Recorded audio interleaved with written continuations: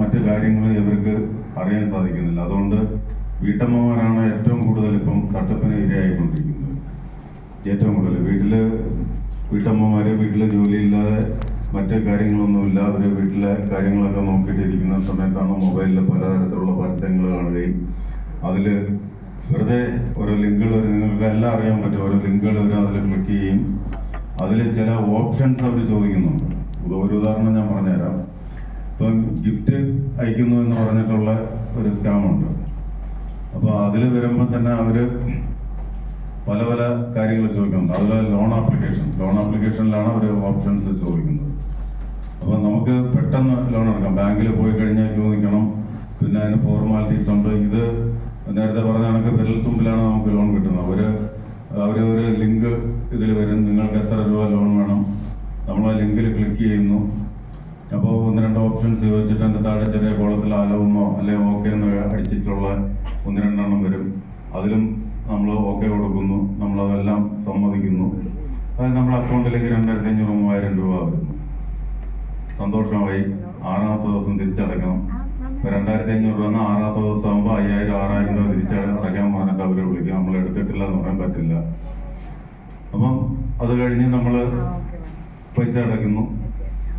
പൈസ അടച്ചു കഴിഞ്ഞാൽ 2 ദിവസം കഴിയുമ്പം അല്ലെങ്കിൽ ചിലപ്പോൾ 2 മണിക്കൂർ കഴിയുമ്പോൾ വീണ്ടും വിളിച്ചിട്ട് വീണ്ടും പൈസ ചോദിക്കുന്നു. അപ്പോൾ നമ്മൾ അടച്ചു തരില്ല എന്ന് പറയുന്നു. അപ്പോൾ നിങ്ങളുടെ കോണ്ടാക്ട്സ് ലിസ്റ്റ്, നമ്മുടെ ഫോണിലുള്ള കോണ്ടാക്ട്സ് ലിസ്റ്റ്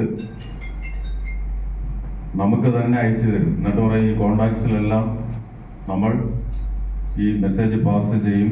അത് കഴിഞ്ഞിട്ട് നമ്മൾ ഹരാസ് ചെയ്യാണ്, ഭീഷണിപ്പെടുത്തുകയാണ്.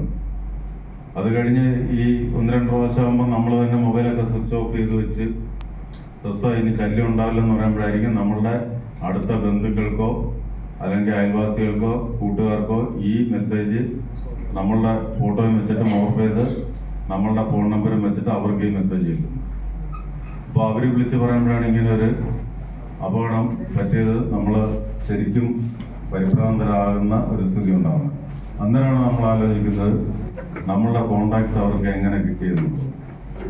അപ്പം നമ്മൾ പലരും പറയും നമ്മളുടെ ഫോൺ ഹാക്ക് ചെയ്തു അങ്ങനെയാണ്.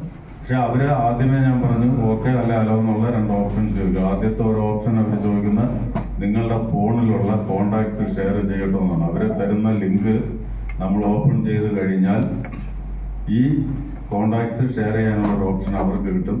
അത് നമ്മളുടെ അനുവാദം വേണം.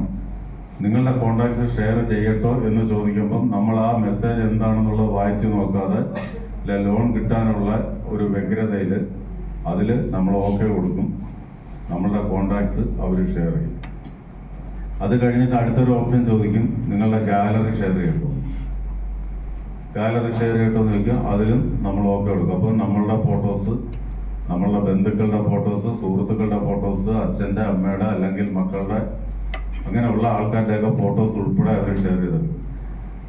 ഈ ഫോട്ടോസും മറ്റും മോർഫ് ചെയ്തിട്ടാണ് തിരിച്ചിങ്ങോട്ട് വന്നിട്ട് നമ്മളെ ഭീഷണിപ്പെടുത്തുന്നത്.